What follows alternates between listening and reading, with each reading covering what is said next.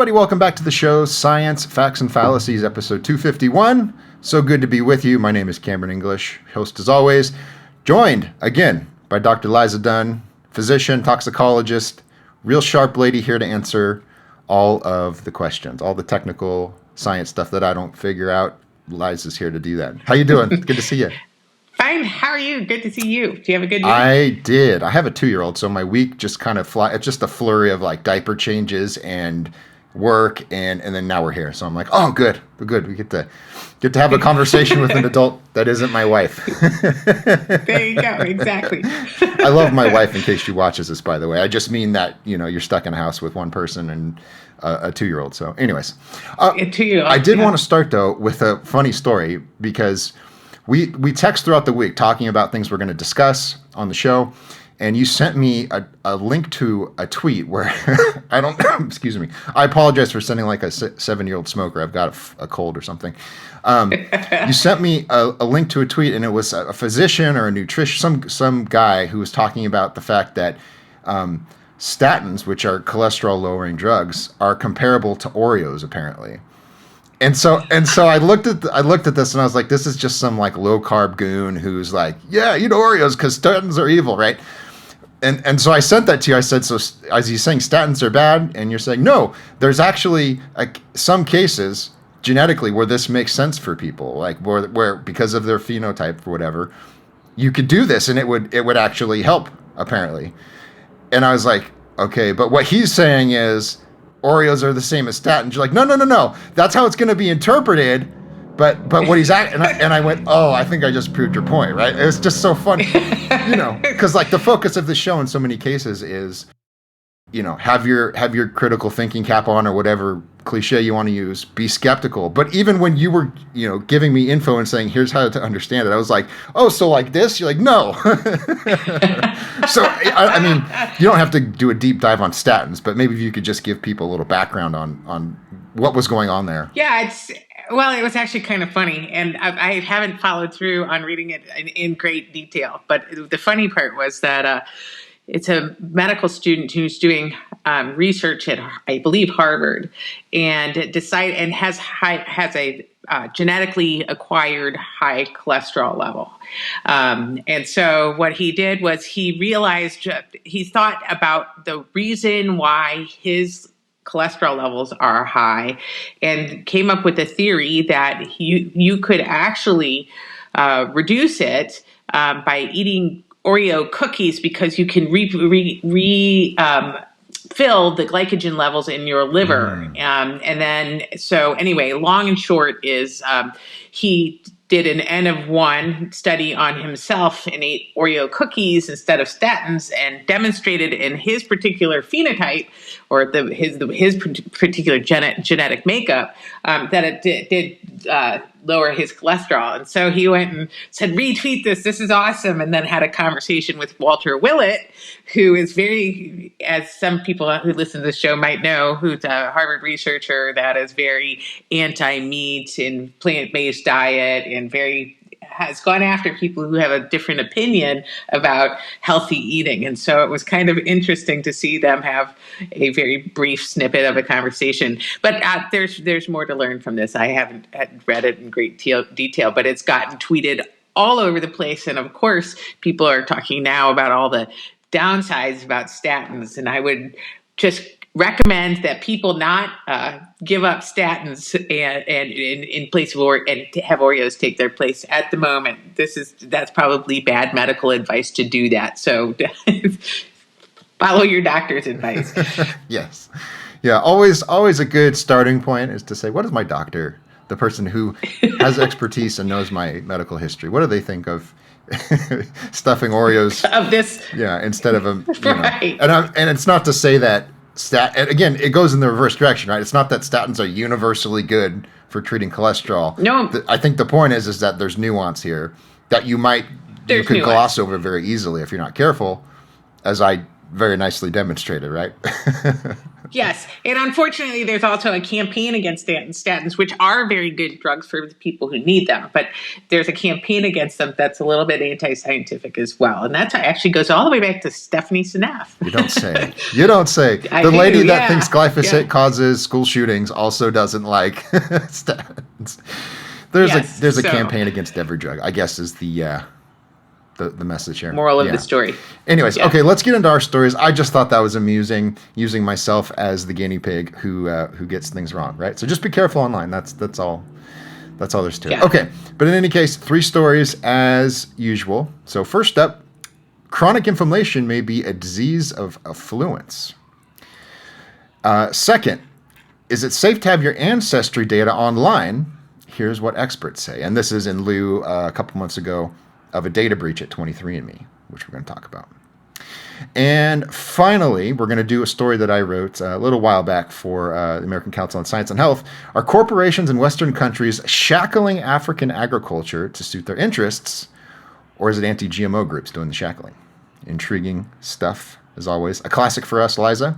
But this first story, I'm really curious to get your thoughts on this, because it seems to line up with certain ideas that are, in many cases, deemed fringe or outside of the scientific acceptability if they're taken to an extreme. But let's start here. So this is by Ross Pomeroy. He's the editor of Real Clear Science, which is a great website. If you're trying to get sort of like a rundown of everything that's happening in science, just read RCS, because they keep a good aggregation daily of what's going on.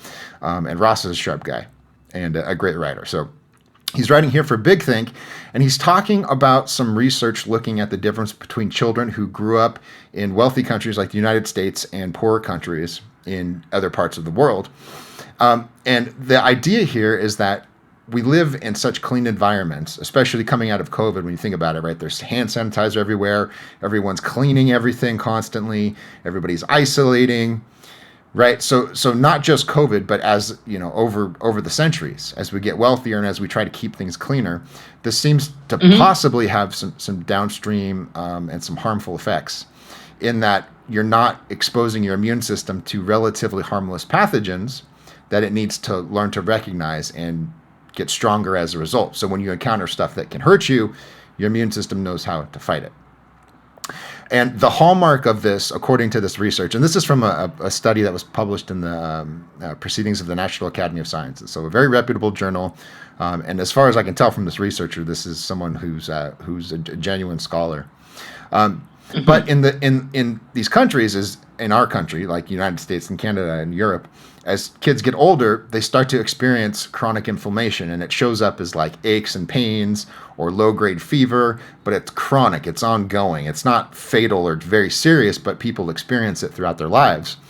And so this is his hypothesis, and it's an interesting sort of an A-B comparison here, Liza. He says, well, here's what's happening in the first world. But he says the literature on this has been skewed because you only do studies in the U.S. or in Europe. When you look at people in other countries, and I forget the exact ones, I think the Philippines and some other places that are developing, they're not quite to where we are yet. People are growing up in, and I don't mean this as a pejorative, but they're growing up in dirtier environments. It's just less clean. And because of that, their immune systems are working harder, but they're also working out. They're getting stronger and they're more robust as a result of that. And so when you look at these people, you don't see the hallmarks of chronic inflammation. And so here's Ross's summary of this idea, and here's the problem and what do you do about it. So Ross says, is there a remedy for widespread chronic inflammation? Proper diet and exercise can help, as they do for almost any ailment. But if this hypothesis is correct, a longer-term cure is providing the immune system with a reasonable adversity early on. Parents don't have to let their kids crawl around landfills. Bad idea. But a little more dogs and dirt and a little less hand sanitizer and antibacterials seems reasonable. Okay. So take it away, explain what's going on here. But the fascinating part to me is that there's a lot of people in the anti-vaccine camp who will take this line of logic, but they will go to an extreme with it, which is don't use a vaccine because your immune system is your God-given, sword and shield, and it's going to protect you. So Exactly. And then there's a whole sort of thread along the microbiome ways, right? So let's go back to drinking raw water. Let's stop pasteurization because your exposure to these microbes may be beneficial. So you have to walk a fine line there. So I believe in water sanitation. I believe in pasteurization. I think that they are very important advances for human health. Now, that said, the hygiene hypothesis has been around for a while. And it's really interesting because in 2010 or 2011, I took a course in Bethesda, Maryland in tropical medicine. And it was really fascinating because one of the guys that was doing research right in this area came up with some really interesting findings. So he was a physician, researcher in tropical medicine, and he infected mice that were genetically modified to develop diabetes, type 1 diabetes, right? Mice that were genetically modified to develop type 1 diabetes and infected them with whipworm. And they didn't get diabetes, which is really interesting. So it made it sort of, people started paying attention to these things in that if you have a parasitic infection, your immune system's turned on. And if your immune system's turned on and trained from when you're a child on, it can actually those parasites can distract the immune system from organs that belong to you. So it can maybe help diminish autoimmunity is the thought. And there are some studies that suggest that if you have whipworm infections or you have nematodes or roundworms, if you have these kinds of gut infections, that the immune system is less prone to having issues with autoimmune disease. And they've said this about diabetes. Now, what's really interesting, though, is if you look at India as a continent, and the incidence of diabetes actually is fairly high there, even though people are physically fit. The typical diabetic's actually slender, not obese like they are in the United States, and they have a much higher burden of exposure to worms and parasites and bacterial infections too. So I don't know whether or not I truly believe that this is the case, but it is the case that is in Western countries, you tend to see a higher incidence of autoimmunity and a higher incidence of inflammatory disease. Now, I think that we also have more obesity, which makes us more prone to chronic inflammation as well. So I think the jury is out on this. I think it's a very interesting idea. It may be that your own phenotype, your own genetic makeup that you express, maybe the reason why some people appear to respond to this and other people don't. So I think it's a neat idea, and I think it's okay for kids to be outside playing. I think they probably should. It's probably good for their mental health as well as their physical health, rather than being in front of a computer all the time. But I think the jury's still out on it.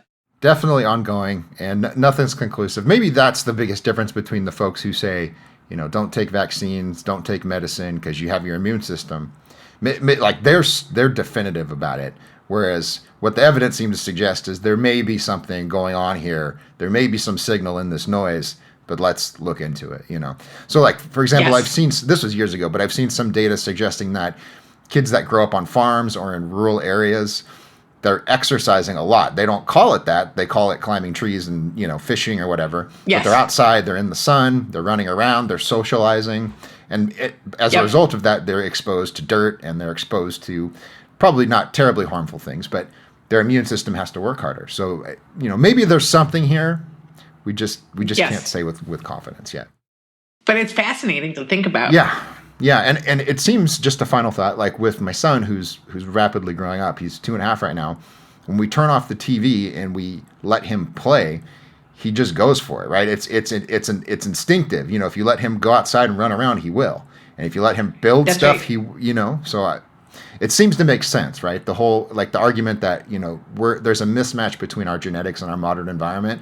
There seems to be some validity to that. I agree. Okay, let's move on though. This is, I don't know, this is quite troubling to me. Maybe it's just because of, my value on autonomy and privacy. But this is a story originally from Yahoo Life by Kathy Cassada. and it's called "Is It Safe to Have Your Ancestry Data Online?" Here's what experts say.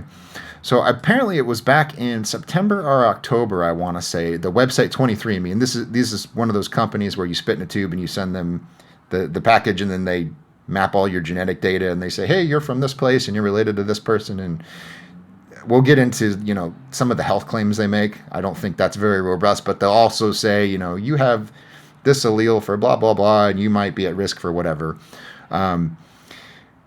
Yeah. So anyways, this is the kind of data that they have, that they collect, and that they can inform you about. But it seems it's mostly novelty. People are like, where am I from? Who am I related to? But this sets up a problem, right? As you have these giant databases with the genetic information of millions upon millions of people. So last year, some hackers didn't break into 23andMe's database, but they were able to, forget the technical term for it, but they were able to sweep up a bunch of password and username information from people because they were reusing passwords for multiple websites. So their Amazon password was the same as their 23andMe password, for example. So don't do that. There's your first lesson. Change your passwords. Make sure they're different from one another. But anyways, people swept up, or these hackers swept up all this data, and they tried to sell it through online forums. And it was put to a stop. I think they discovered what was going on. But this is really alarming, not because you have people just trying to steal your data and sell it, but in collective terms, when you have big corporations or big, powerful governments with access to this information, what happens? And maybe it's not even something illegal, strictly speaking, but what if they sell your data to another company that makes pharmaceutical drugs, or, wants to sell you supplements, or, there's all sorts of possibilities here. And this is what they're trying to explore in this study, in this article. And they talk to a couple of experts, and they say, we don't really know what happens. This seems like it could be alarming. There's lots of possibilities, but it hasn't happened on a broad scale, and it's relatively new. Right. I don't know how long these companies have been around. I want to say like 10 or 15 years, maybe, something like that. Yeah, I think so. Yeah, I don't know how old 23andMe is, but it's at least 10 years, I think. So it's been around. Most importantly, when it comes to medical care, because your healthcare providers have access to a lot of your genetic data for your blood tests and all that kind of stuff. There's a federal law called HIPAA that protects your privacy, but this doesn't apply to consumer companies like 23andMe. You're locked into their terms of service. So if they afford you any privacy protection, they're basically allowed to stipulate it in the terms of service. Yeah, so a couple of things about that real quick.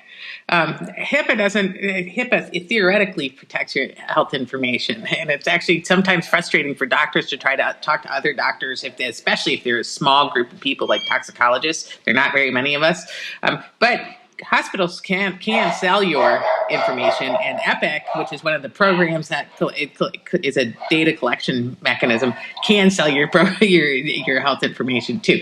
They say it's de-identified, but this is not a problem that is unique to 23andMe. This is also hospitals and other electronic record mechanisms are selling your data as well.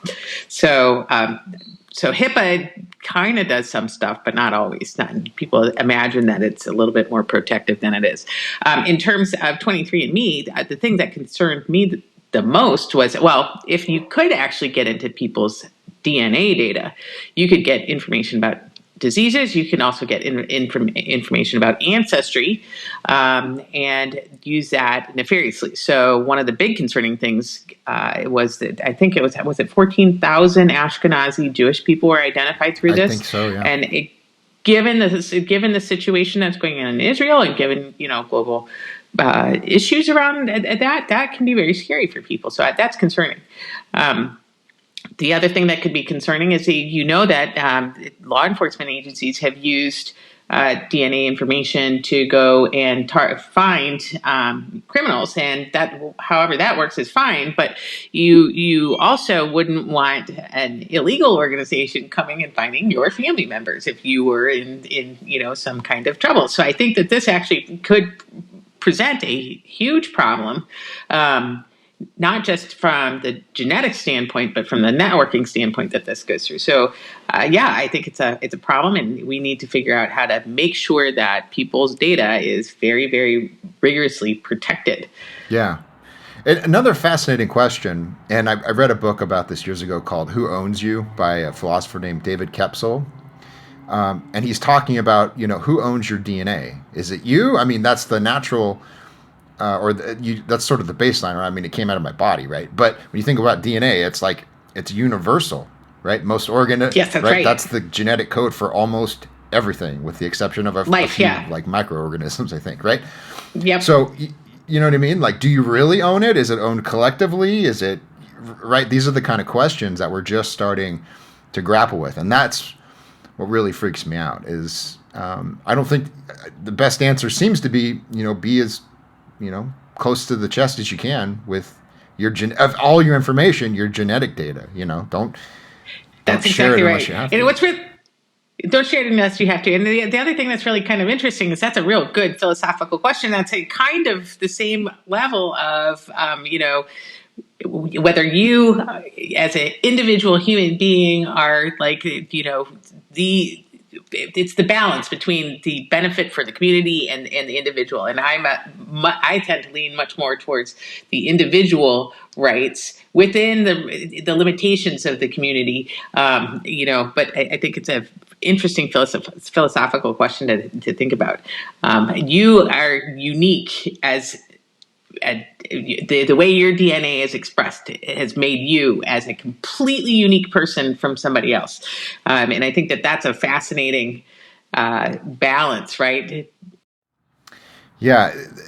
And she goes into some some ideas that you can do to protect yourself, but there's sort of, and it's not her fault. It's just, there's only so much you can really say at this point. So she talks about, be careful who you share personal information with, health information with, change your passwords. One of the things, two-factor authentication. Right. So like with a lot of banks and financial institutions, you have to put in a password, but then they'll send you a text message that says, okay, type this code in on the other device that you're trying to log in, that kind of thing. But it seems that, there's so much deeper issues that we have to deal with, like namely, like how is this technology going to be used and regulated? The problem, and we've talked about this when we talk about embryo selection and those kind of technologies. It's not that it's not going to work. The problem is it's going to work exactly as intended, and we have not really evaluated the long-term consequences of that. I agree. Okay, well, go check out this article and read Kepsel's book, Who Owns You? I read it years ago, so I don't remember a lot of the specifics, but he outlines some interesting ideas for how you could protect your privacy and how you could regulate this and how you could actually make sense of the intellectual property in this case. It's really, really interesting stuff. So check out the Yahoo Life article. And let's move on to our at least one of my favorite topics, and not because it's a good thing, but we're talking about activist groups moving into Africa and lying to people about biotechnology and trying to lobby their governments to restrict access to biotech crops and pesticides, fertilizers, just typical modern agricultural tools that farmers here use without incident to grow our food. Mm-hmm. And it's mostly done for ideological reasons. So here's the title on the story. So are corporations in Western countries shackling African agriculture, or is it the activist groups doing the shackling? My answer, and this is my article from American Council on Science Health, it's the activist groups doing the shackling. So as we've discussed multiple times on the show, technologies like biotechnology, synthetic fertilizers, all the different pesticides we've discussed have done enormous things, incredible things to improve food production. We're talking about, like, from the 1960s, global agricultural output was about $1 billion, or trillion, $1 trillion. In 2019, it's $4 trillion. It's an enormous output. And in terms of keeping people alive, 1 billion people survived that period and went on to live life and have children and all that because they had enough food to eat. So this isn't to say GMOs feed the world. That's not the argument. The argument is there's these different technologies that go on to improve food production over time, especially as breeding methods improve. You can fight off disease, you can fight off weeds, et cetera, et cetera. And this is a great thing because more food means cheaper food, which means fewer sick people.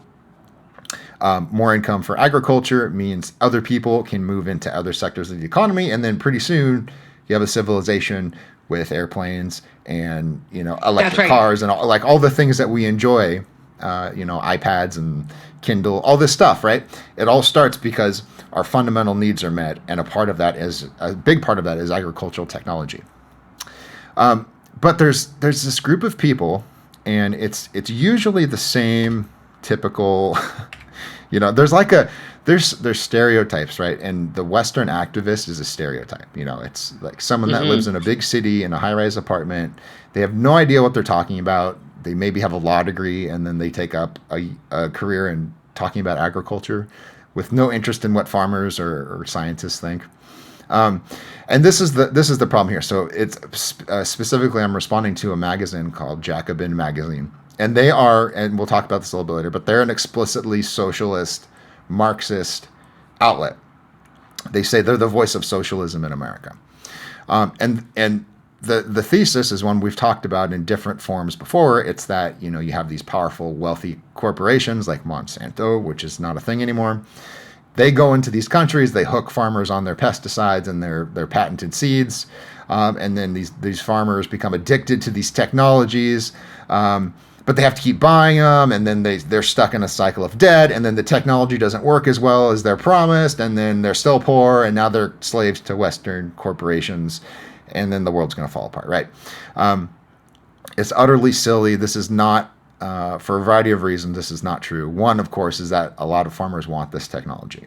And it's groups like, or magazines like Jacobin, and the group that they're talking about here is the Rosa Luxemburg Foundation. They're in Germany. They're also a socialist, explicitly socialist nonprofit advocacy group. And they go into these countries and they lobby their governments to say, don't use these technologies. You need to ban these technologies. Then they turn around and they go, look, these technologies don't work. The farmers don't even grow them. It's like, well, yeah, because you're making it illegal to do it. That's exactly right. Let me stop talking because I need to cough. Share your thoughts here, Liza. What do you think? Yeah, I think this is an absolute example of Lysenkoism to the T, right? So if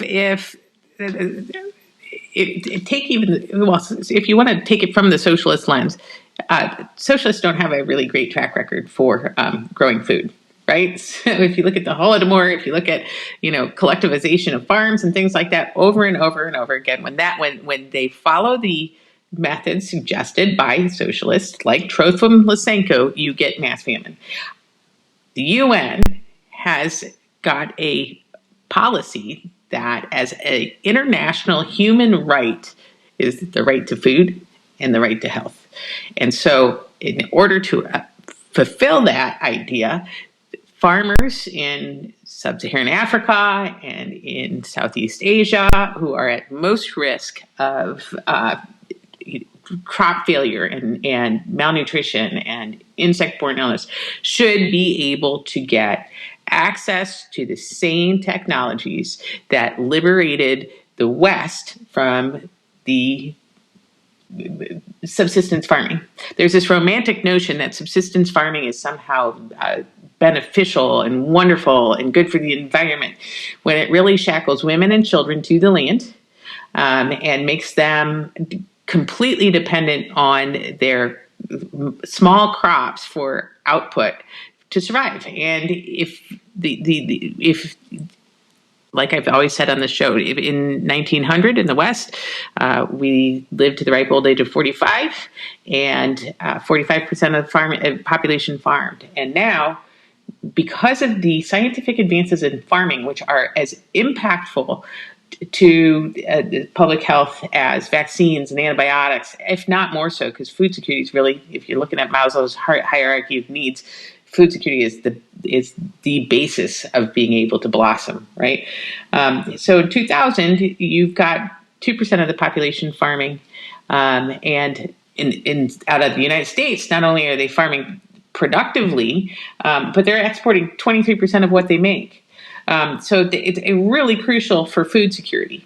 globally for for people to have access to these technologies. And I'm actually going to be talking next week to some people in Malawi about the benefits and safety of modern agriculture. And I think that people in sub-Saharan Africa and Southeast Asia have this right to have access to the same technologies that have brought us this 35-year increase in life expectancy by 2000. The thing about this that drives me the most bananas is the ideology that it's attached to. So as you said, millions of people died under these ideas. So like there's farm collectivization in the Ukraine under Stalin.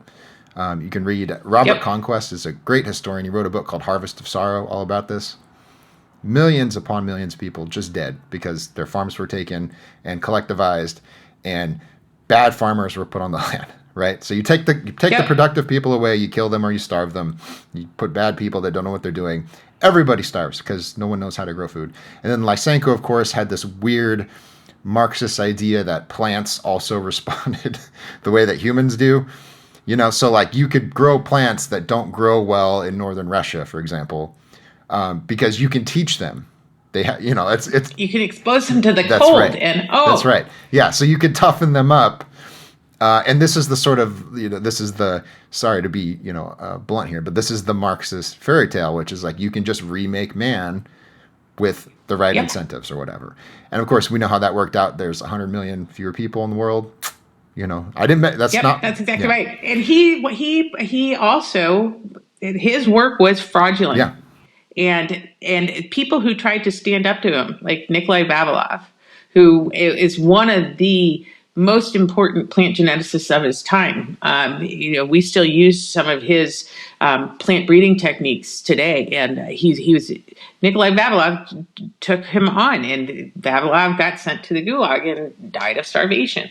And so I think that people don't understand quite how fragile this ecosystem is and how important it is to follow the evidence. In medicine, we talk about evidence-based medicine. Well, we should be also talking about evidence-based agriculture. And we've got decades of history where, when Chairman Mao decided to adopt some of Lysenko's ideas, you had, during the Great Leap Forward, you had mass famine. When things got redistributed in Cambodia under Pol Pot, you had massive famine. There are lots and lots of examples of this happening. And I think that it's a human rights issue. Actually, this is not an ideology issue. We know what happens when you collectivize farms and get people working on them and that don't have the experience or are using techniques that are popular maybe in the scientific current literature at the time, but turn out to be fraudulent. So be careful what you wish for, Jacobin. Yeah. And if I remember right, Lysenko didn't believe in genetics. No, didn't believe in genetics. Mm-hmm. He hated geneticists. Mm-hmm. People were criticizing him in the West, and he hated everyone that was in the field that actually knew what they were talking about. Yeah, it's awful stuff. And that's what's funny to me. So you have Jacobin, and then you have the Rosa Luxemburg Foundation. They're in Germany, by the way, and they're funded by taxpayers, right? So they get Germany, which of course is the one of the focal points of farmer protests right now. The government pays them to lobby against technologies that keep people fed and healthy, which is just preposterous. But that was what really motivated me to write the story, is that you have these wealthy people that live off the taxpayer, who work for an organization, and they are acolytes of a woman who came from a wealthy family in Poland, right? So Rosa Luxemburg, she's remembered today as this Marxist revolutionary, and she's this activist, and she's fighting for the people.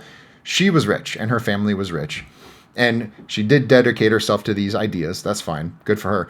But now this organization goes all over the world to poor countries, and they tell governments, right? You can read it. I quoted in the story, but they say, you need to give up on this Western corporate vision of agriculture, and you need to respect seed sovereignty, and right? So effectively what you have is a bunch of white, wealthy Westerners lecturing people who want access to technology because they'll use it illegally if you don't give them permission to use it, lecturing them about how they can't let other wealthy Western white people come into their country. So there's just this, but it's hypocrisy, and it's outrageous.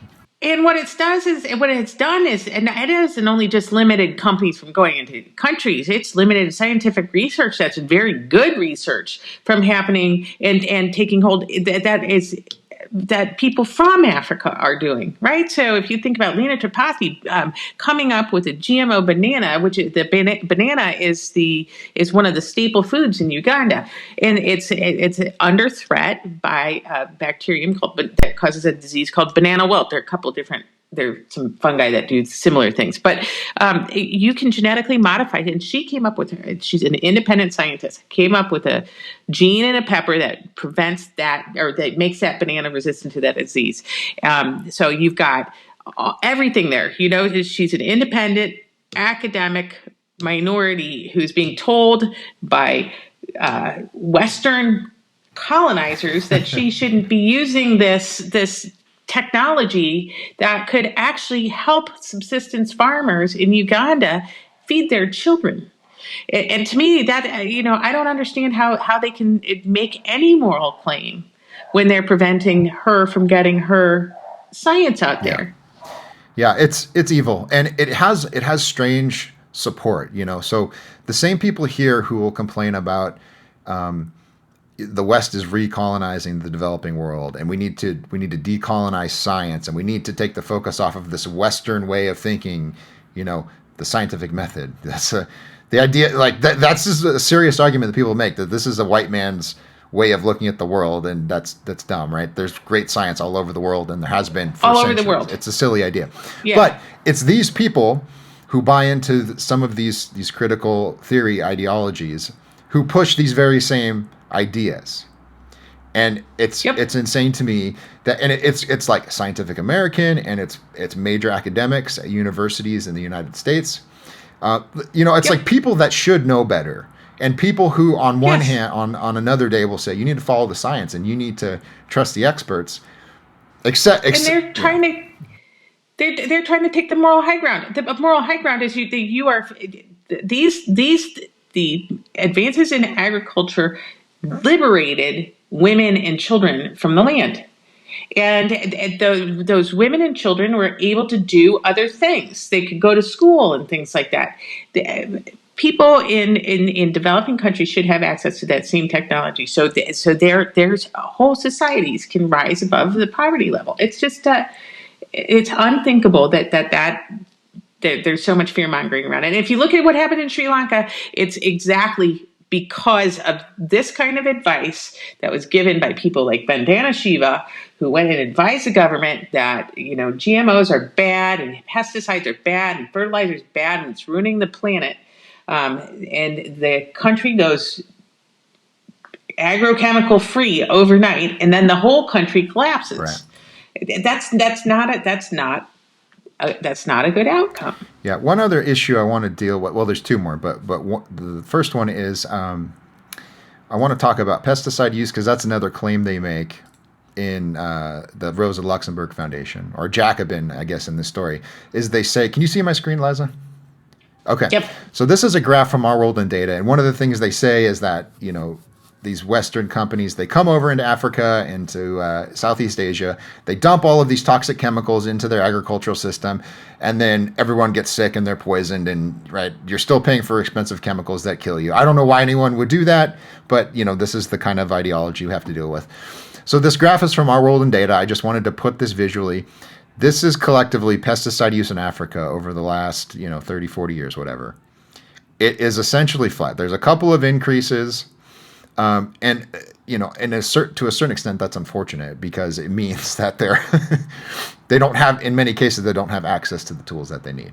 But all that right. To say, pesticide use, it's basically flat. I mean, there's a slight increase, right? The trend is positive slightly if you look at this graph. But this is just a lie, because they cite the study and they say, there's 385 million pesticide poisonings around the world. And again, this is a great example of why you need to read the links, because the study that they cite here is a bad study. It's based on data. They had I think just over 7,000 cases of deaths that were linked to pesticide poisoning, and then they had 700,000 or so self-reported cases of pesticide poisoning, which, if you read the study, was self-reported. So they would go to people in a village and they would say, here are the symptoms of pesticide poisoning. Do you have these? Were you nauseous today?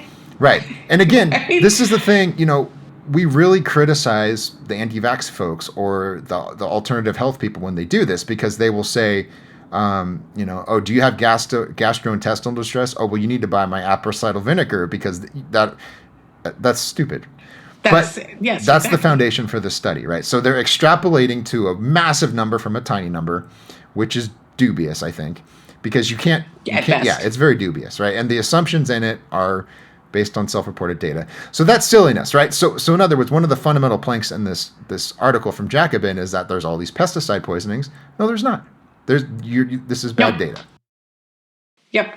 And not to minimize the fact that there are pesticide suicides, and all suicides are tragic. That's absolutely true, and that we need to figure out how to mitigate that. And companies are working on trying to establish poison reporting systems that are harmonized in order to get people the best care and things like that. So nobody wants people to be poisoned and die from pesticides. That's terrible. But what we also understand is that without crop protection products, you have infant mortality and child mortality because of malnutrition. So you got to really think about the implications that calls for extensive bans will have on susceptible populations. But it's a balance, right? So you can, and we've done this before. Don't drink pesticides. That's not what they're for. They're not beverages. They'll do bad things to you if you drink them. So don't do that, and follow the rules, because when pesticides are registered, even in developing countries, they come with a label. And in many cases, interestingly, the poisonings and the misuse, it's tied to illicit products that are often adulterated because they are not regulated. And again, for Rosa Luxemburg, for Jacobin, it's you calling for restrictions and bans on these products that pushes people into the black market for these products. And it's a very serious problem all over the world, especially in Africa. Farmers buy products that may or may not be what they claim to be. So in other words, you are part of this pesticide poisoning problem by pushing against careful regulation of these products. That's right. Okay, just the final thing before we wrap up for the day. I got a little bit of thoughtful criticism on this story. I get lots of criticism on my stories. Most of it is not thoughtful. Most of it is just, you're a corporate shill, and I say, yeah, whatever. But in this case, someone came to me and they said, it's a great story. Thank you for writing it. But you used a lot of inflammatory language. You called them Marxists. You called them socialists. And you sort of gave the impression that you're making this a partisan issue. And I totally get that. One thing that I dislike in modern, any kind of debate, but in modern political arguments especially, is if someone disagrees with you, you will say, this person's a fascist, or this person is a radical kook, or whatever. And I think that's typically bad, because if you're in a dialogue with someone, just address what they're saying, and don't insult them, But my gentle pushback here would be, these people are openly saying we are Marxists and we want socialism in America, So if they're going to call themselves these terms and they're going to openly endorse this ideology that's killed millions upon millions of people, then I am going to point that out. So I just wanted to make that clear. That I'm not here to tell you to vote for a certain party or to hold a certain political ideology. None of that. Obviously I have my opinions, and some of those probably come through, but I'm not here. That's not the purpose of the show. The reason I use those terms in this case is because these are people that say, we're the bad idea people. We are. Us. We like dumb ideas. We are socialists. Right. That's what they say. Right. So in that case, I'm going to call it out. And again, another thing I should say, there are a lot of people that probably would describe themselves as socialists who don't endorse these ideas. That's so right. So you don't have to be a scientific ignoramus if you have a left-wing idea. That's not what I'm saying either. I'm just saying in this case, these are the people saying we are this, and this is bad for people. That's all. That's the only point I was making. So That's right, and we had lots of experienced evidence based agriculture to support that claim, right? So, yeah, I think that's valid, and I agree with you. I think free speech is important. You're allowed to think what you want. You're allowed to say what you want, and if people there are plenty of people on the right that are equally Yes. as have anti-scientific ideas, let's just Yeah. say. And that's what's so fascinating to me. And I don't want to talk too long, but it is really fascinating that these scientific and public health issues, they bring so many strange people together. I mean, we've talked about RFK Jr. getting Exactly support right. from people who are right wing on many issues because he says vaccines are dangerous, and they're like, yeah, those are regulated by big government. I don't like big government. Vaccines are stupid, you know. So there's all kinds of people that agree on nothing, but they will they will agree like, yeah, these are mind control. There's a microchip in the vaccine or what. Like they'll all go along with that. So yeah. So yes, we have bipartisan myth dispelling to do. Yes. Everyone's guilty of it on occasion. So that's it. I just wanted to briefly mention that. Thank you, as always, for the feedback. We've gotten a lot in the last few months, and it's great. Sometimes we address it offline because people don't want attention brought to their comments. Sometimes, they want to talk about it, and that's great. We really do like the feedback. And of course, there's always an open invitation to everyone that we criticize. So if someone from Rosa Luxemburg has the courage to come on this show, welcome. Yes, red carpet is rolled out because we love talking about this. But that's it. We'll leave it there for the week. Thank you for listening or watching, however you consume this show. We are on social media, Twitter, X, whatever it's called, at Dr. Liza MD, at Cam J English. Genetic Literacy Project is at Genetic Literacy. And as always, thank you to them because they publish all this content. They put out our show. And as I say, we don't speak for them, but they give us a platform to have these discussions. And I love that very much. So thank you to them. And with that, we will see everyone next time. Bye-bye.